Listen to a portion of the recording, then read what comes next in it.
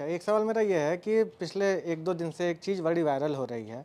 नए-नए दक्षिणपंथी विचारकों में शामिल कुछ लोग ये क्लेम कर रहे हैं कि कांग्रेस राज में शुरुआती शिक्षा मंत्री जो थे वो मुसलमान थे। लगातार 3 दशक तक कांग्रेस ने कॉन्स्पिरेसी के तहत, उनका आरोप है कि इस देश में शिक्षा मंत्री मुसलमानों को बनाया और कांग्रेस का राजनीतिक हित इस बात में निहित था कि उसमें हिंदू सवर्ण, अपर कास्ट हिंदू और मुसलमान के बीच की मैत्री दिखाकर इतिहास उस हिसाब से डिजाइन किया जाए ताकि वो उनको सूट करता था, उनके पॉलिटिक्स को, और इसलिए इतिहास में मुगलों को ग्लोरीफाई किया गया, तमाम चीज़ें की गई। ये उनके आरोप हैं और वो कह रहे हैं कि अब राष्ट्रवादी तरीके से इतिहास लिखा जाएगा और इसे कोई रोक नहीं पाएगा। इसको एक कॉन्टेक्स्ट देता हूँ। मैं एनसीईआरटी की ओल्ड एनसीईआरटी पढ़ता हूँ, सतीश चंद्रा मेडिवल हिस्ट्री। तो उसमें है कि बाबर, अभी राणा सांगा का जिक्र हुआ और बाबर का, तो उसमें लिखा है स्पष्ट कि संभवतः राणा सांगा ने बाबर को इनवाइट किया था, संभवतः, वो भी पुख्ता होकर नहीं कह रहे हैं। लेकिन जब मैं नई एनसीईआरटी पर आता हूँ तो ये चैप्टर ही बहुत डाइल्यूट हो चुका है, मुगल हिस्ट्री जो है बहुत डाइल्यूट हो चुकी है, इतना एक्सप्लेन किया ही नहीं गया है। तो ये जो आरोप है कि कांग्रेस ने एक मुस्लिमों के साथ मिलकर अलीगढ़ स्कूल ऑफ हिस्ट्री थोपने की कोशिश की इस देश में, ऐसा कुछ है? ये अलीगढ़ मुस्लिम हिस्ट्री स्कूल ऑफ हिस्ट्री क्या है, ऐसा कुछ है, या ये भी एक दक्षिण पंथ की तरफ से आ रहा है, एक नया आरोप है? देखिए, दो इम्पॉर्टेंट चीज़ें हैं। सबसे पहली जो हमारी हिस्ट्री की, सीरियस तो मैं नहीं कहूँगी बट स्टडी हुई थी, वो अंग्रेज़ों ने की थी और वो बहुत ही ख़राब स्टडी की थी उन्होंने, क्योंकि उन्होंने दो में बांट दिया था पूरी हिस्ट्री को, हिंदू मुस्लिम, और बस उसी का आइडिया है। एंशंट पूरा हिंदू हो गया, मिडीवल पूरा मुस्लिम हो गया, और मॉडर्न क्योंकि हम मॉडर्निटी लेके आए हैं तो हम अंग्रेज़ हैं जी। तो ये एक तो हिस्ट्री का ताना बाना चेंज करना बहुत ज़रूरी था। जब हमको इंडिपेंडेंस मिली 1947 में तो नेशनलिस्ट्स आए। उन्होंने पहले भी थोड़ा सा, जब नेशनलिस्ट मूवमेंट चल रही थी और बाद में भी, इतिहास के हीरोज़ पिक करने शुरू कर दिए ताकि लोगों को प्रेरणा मिले कि हमारा भी अच्छा इतिहास है। तो उन्होंने अशोक को हीरो बनाया, अकबर को हीरो बनाया। फिर आए 1970s का दौर, जब एक्चुअल में इतिहास को हमने, अपने इतिहास को इतिहास के परिप्रेक्ष्य में समझना शुरू किया। हमको अब कोई किसी को हीरो या विलन बनाने की ज़रूरत नहीं थी। हमारे पास हम किसी गुलामी में नहीं जी रहे थे। हम अपने इतिहास की अच्छे से डिटेल में स्टडी कर सकते थे। तब निकला था ये बढ़िया इतिहास, जिसको आज भी आप वर्ल्ड ओवर यूनिवर्सिटीज़ में पढ़ाया जाता है, कैम्ब्रिज में पढ़ाया जाता है, कोलंबिया में पढ़ाया जाता है। रोमिला तापर, इरफान हबीब, जिनको आज लोग कहते हैं अरे इन्होंने क्या हिस्ट्री लिख दी, अरे भैया उन्हीं को सब लोग उन्हीं को पढ़ रहे हैं, उन्हीं को सिखा रहे हैं। इनको तो आज कहा जा रहा है कि एंशिएंट हिस्ट्री के villain Romila Thapar, medieval history के विलन इरफान हबीब। जबकि जिन लोगों जो ये लोग बोल रहे हैं उनसे आप उनकी क्वालिफिकेशन पूछेंगे तो उनकी आधी भी नहीं होगी। जितनी तो ऑनरेरी डॉक्टरेट्स हैं रोमिला थापर के पास, ऑक्सफर्ड से, कैम्ब्रिज से, उतना का तो लोग कोई भी मुकाबला नहीं कर पाएगा इस कंट्री में। तो मुझे लगता है कि जो उस समय 1970s में एक्सरसाइज शुरू हुई थी, उसने जेन्युइनली अंग्रेज़ों के हाथ से अपने इतिहास को निकाला है और भारत का इतिहास भारत के हिसाब से बताया है। भारतीयों ने बताया है अपने इतिहास को फैक्ट्स के बेसिस, बहुत ही पुख्ता इतिहास है ये। प्रॉब्लम आज क्या है, आप कहते हैं हम इस परिप्रेक्ष्य में लिखेंगे, अरे भाई किसी भी परिप्रेक्ष्य में लिखिए, आप फैक्ट्स बताइए। प्रॉब्लम आज ये है कि आप फैक्ट्स नहीं बताते हैं, आप फैक्ट्स छुपा रहे हैं। आप ये छुपा रहे हैं कि भाई शिवाजी के उसमें भी आर्मी में मुस्लिम्स थे। आप ये फैक्ट छुपा रहे हैं कि भाई औरंगज़ेब जो थे उन्होंने कितने सारे मंदिरों का दान दिया, मैं आपको अभी पूरी लिस्ट निकाल के बता सकती हूँ। आप ये फैक्ट छुपा रहे हैं कि जो जिजिया थी उसकी बड़ी इंटरेस्टिंग हिस्ट्री थी। अब ये सब कहाँ से शुरू हुई? 1970 से तो हमने देखना शुरू किया। जो मैं भी आपको ये सब बता रही हूँ, ये तब से एक्सरसाइज चली आ रही है एकेडमिक हिस्ट्री की, इंडिया की।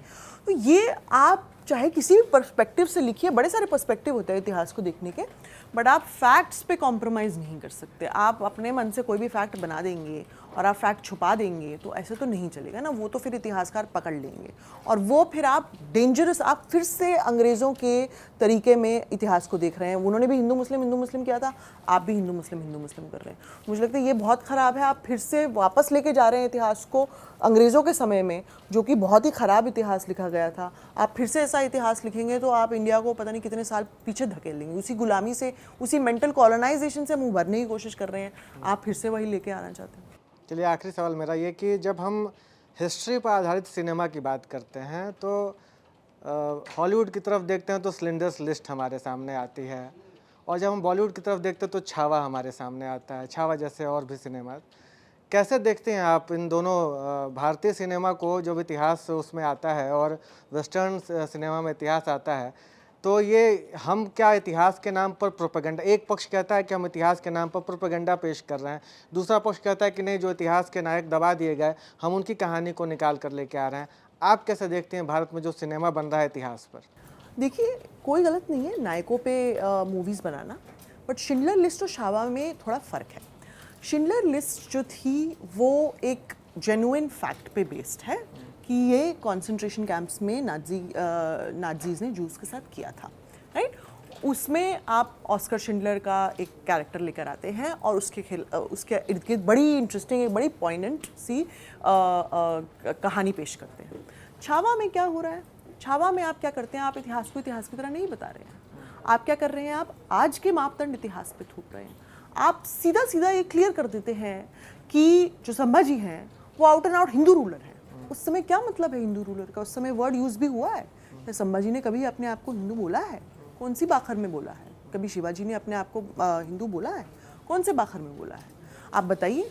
तो ये आप आइडिया लेकर आ रहे हैं, फिर आप उनको सैफरन पहना रहे हैं। अरे ये सैफरन का हिंदुइज्म से कनेक्शन तो बहुत बात का है, आप क्यों उसको इतिहास में मढ़ रहे हैं? आप प्रॉब्लम ये हो जाती है, तभी ये प्रोपेगेंडा बनती है मूवी, जब आप आज को इतिहास पे मढ़ेंगे तो वो प्रोपेगेंडा मूवी ही बनेगी। ये सिर्फ छावा में नहीं हुआ, ये बहुत और मूवीज़ में हुआ है।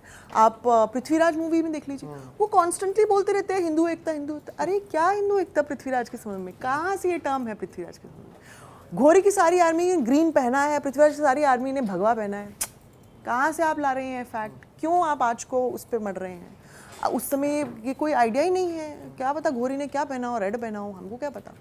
तो ये जो आज आपने कलर्स को मीनिंग दे दिए हैं, क्या उस समय ये मीनिंग चल रहे हैं कि नहीं चल रहे हैं? बहुत इंपॉर्टेंट है।